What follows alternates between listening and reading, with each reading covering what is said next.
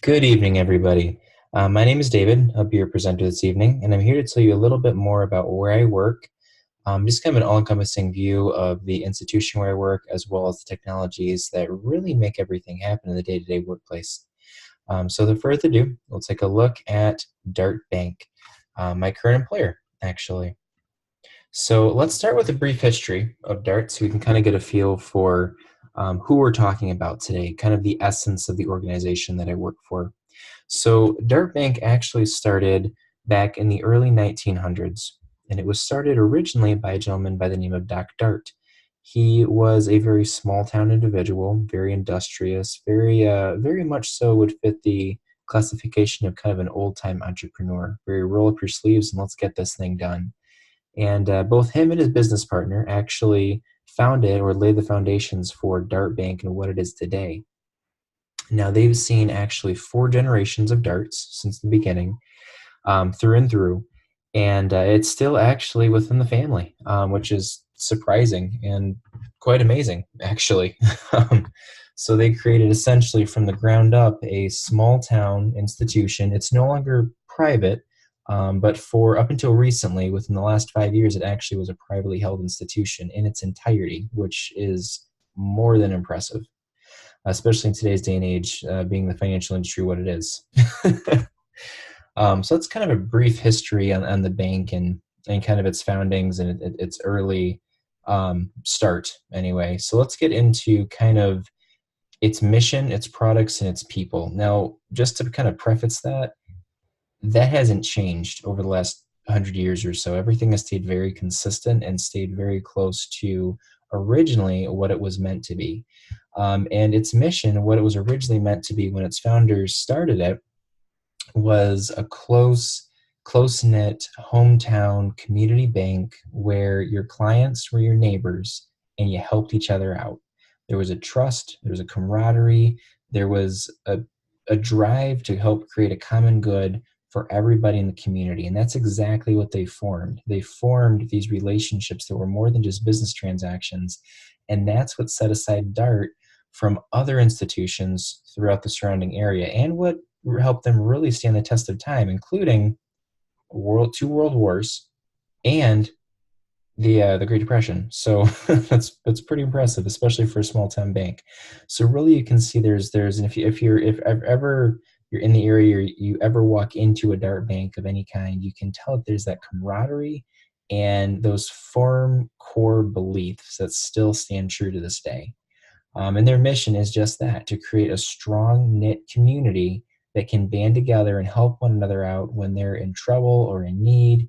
And that's what they've accomplished. That is what they are today. It's what they're known for. Ask anybody that works there or anyone that banks there, and that's what they're known for. Um, Secondly, the products. Now, throughout the last 100 years or so, they have greatly diversified the products. It started originally with just a couple different account styles and checking, savings, etc., very basic. It's actually expanded out to having its own mortgage line. It has its own commercial loans, of all kinds: ag loans, commercial loans, development loans, etc. We have a very diverse array of product knowledge or products for retail banking, which are just your standard everyday products you would use as an individual or a business, for money management. And we also have non-FDIC investments, which can be including but not limited to annuities, mutual funds, 401ks, similar, or not 401ks, IRAs. So similar investments where they're not covered by the FDIC insurance. So we really cover everything, and it's come a long way since the start. So those are kind of the products that we offer, large array. And then we also have the last tier, the people. Now, the people in Dart and the employees in Dart are the ones who actually make the environment what it is. It started with the leadership and it trickled down to the employees and management, and it really takes the entire bank to create that mission. So the mission and the people are greatly tied together, and it hasn't changed, and I don't really foresee it changing. It's something that's very ingrained in Dart and everyone that works there. It's almost like a prerequisite to working there. You have to fit the mission statement to some extent. So they're very intertwined. So that's a little bit about Dart, a little bit of a background and kind of what we're looking at here. So let's move on to the core systems. So in every banking institution and most businesses throughout the country, we have core systems that we use that are vital to the operation of that said business. Now, what we're looking at today are three key ones. We have the CRM, the TPS system, the VPN. So first, we'll start out with the excuse me, the CRM systems here. So those are actually the systems that we use to monitor and organize and relay information throughout the company. Now, this information is client-based, is what I'm referring to in this particular situation for the CRM. And this includes really just about anything and everything. What we use is a Microsoft Outlook, and then we also use a system called Camels. Now, Microsoft Outlook is very common for many small businesses in the area, and it's just for organizational purposes only. I mean, you can communicate with your customers, you can communicate with, you can communicate with other colleagues. Very self-explanatory: calendars, dates, meetings, emails, everything is kind of all in one. It's very efficient, great for planning. The other one that is a little less known, and what I kind of want to focus on a little bit more, is what we call Camels. And that is actually a system that is used for streamlining the gathering, the streamlining, the organization, and the execution of different types of data that we collect on our clients. So what we have is, per se, a giant data pool or data lake, in essence, of all of our customers' data that is sitting in Camels, which functions off of a virtual cloud. And it just stores all of our clients' data in that data lake. I mean, everything we have is essentially stored off of this system. And then what the system does is it integrates it, and it allows for anyone and everyone to access specific portions of that lake so that they can get either the marketing portion done, the loan portion done, the retail portion done. And it allows everybody to be drawing off of the same exact information to avoid any sort of discrepancies or duplications in the system, which could eventually cause any sort of negative connotations with the bank, customer interactions, etc. So it's really good to have that. And really, it's a wonderful system. We haven't really had any troubles with that specific system, other than the fact that it is not entirely user-friendly. It is a difficult system to initially learn. However, once you're able to wrap your head around exactly how everything functions and the way that it works, it becomes relatively old hat, and you can become quite efficient with it quite quickly. So that is Camels. That's our main system that we use there. Now let's take a look at the TPS, transaction processing systems. Now we have a provider that we call by the name of Jack Henry. They are wonderful. They allow us to integrate the data that we have from Camels. So these two systems kind of work together in conjunction with one another.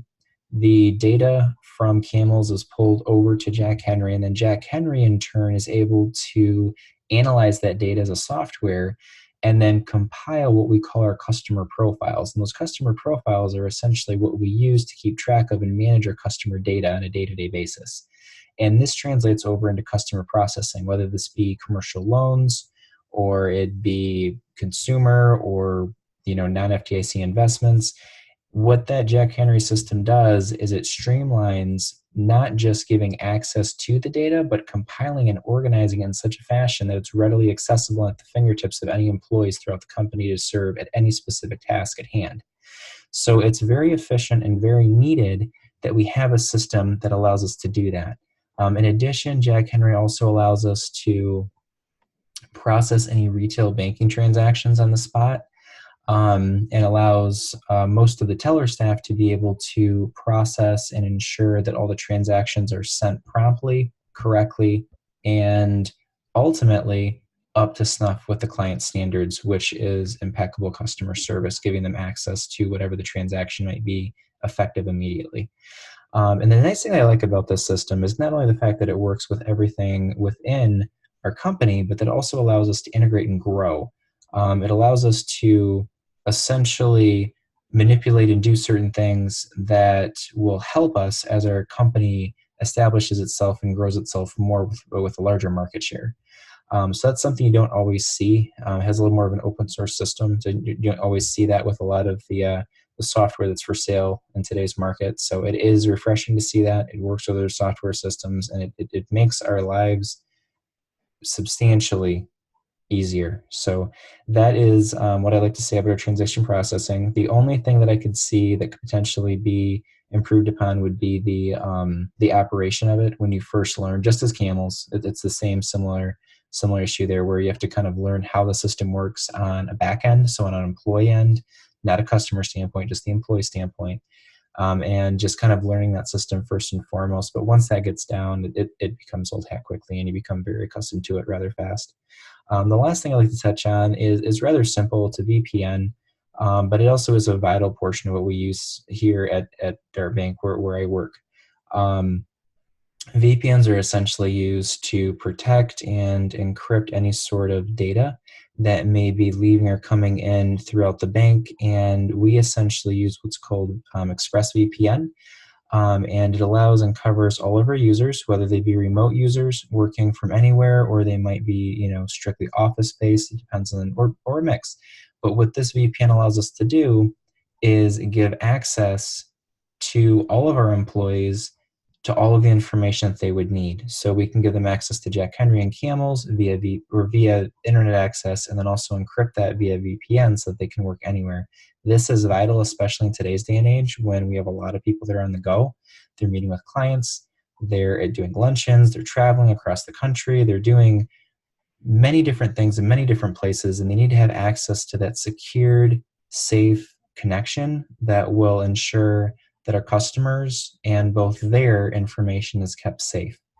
So those are three systems that I would place a lot of weight on, and I would say are highly important to the long-term longevity of the bank. Now moving on, let's do a SWOT analysis on each of these.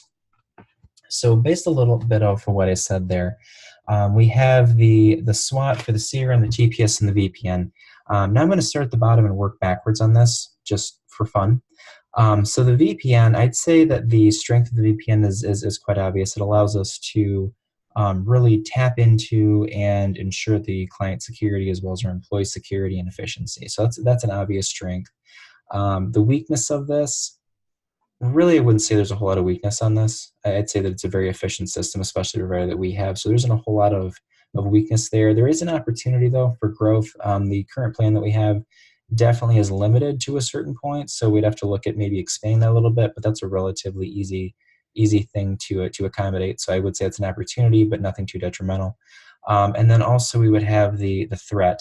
I would say the greatest threat for having a VPN isn't necessarily the software itself, but people becoming too reliant on it and forgetting to use their common sense. So that would be the main threat that I would see with that. But in terms of the software, I would say that it stands up pretty nicely to just about every test. So looking at the TPS systems, I would say, again, the strengths are the efficiency, the security, and the customer, from a customer standpoint, the efficiency and the ability to get what they expect on a near immediate basis. So that is vital, and that's a strength. The weakness is obviously the user portion of it. It can be rather difficult to use up front, and it's a little bit older, so it does have a little bit of a kind of a learning curve there, and that definitely is a weakness. Opportunity would be going forward, kind of having that ability to grow with our business. Now it can grow. There are some limitations I won't really get into in this presentation, but there are some limitations based on the software itself that we would want to improve upon. However, it does have the capability to grow with us. So that's certainly an opportunity, certainly something that can be taken care of. The threat that I would say with our TPS systems would be if we were to ever change, it is so heavily integrated into our day-to-day life that I think it might be detrimental to the firm itself, having everybody retrained and reintroducing new software, especially not only for the employees, but also the effect it would have on our clients, the holdups or the issues or the delays. I think that could definitely have some sort of negative impacts. I would say that would be considered a threat. Now, lastly, we do have the CRM. Now, again, this is going to be the same thing as the TPS systems. It's efficient, it's strong, it's a wonderful system. However, it is a little bit archaic in some areas, so it does take a little bit longer to catch on to. So that would be a weakness. Opportunity, I would say there really wouldn't be a whole lot of opportunity because it satisfies all the needs currently. So it allows us to grow and allows us to expand as a business. There's really nothing that we could really would need to do outside of maybe bring it more modern so that it would kind of adapt and allow others to learn a little bit faster and would make for a better user experience. So really not a whole lot going on there with opportunity. But in terms of threat, I would say that that first weakness could turn into a threat due to the fact that if we did ever change anything, the integration that it has with Jack Henry is so intertwined that it could potentially cause major issues and delays with the transportation or the transport of customer data. So definitely something to consider with that. That would be a definite threat. So kind of taking all that into consideration, the analysis, I would say our best plan for all of that, because we're looking at rather similar issues, kind of bringing software kind of more modern, into present day and in some areas, not all, in some areas, making it more user-friendly and kind of future-proofing and kind of guarding against those threats, which ultimately come from the integration of the systems, which arguably is also one of their biggest strengths. So I would say that future-proofing would be very important, and we could do this by simply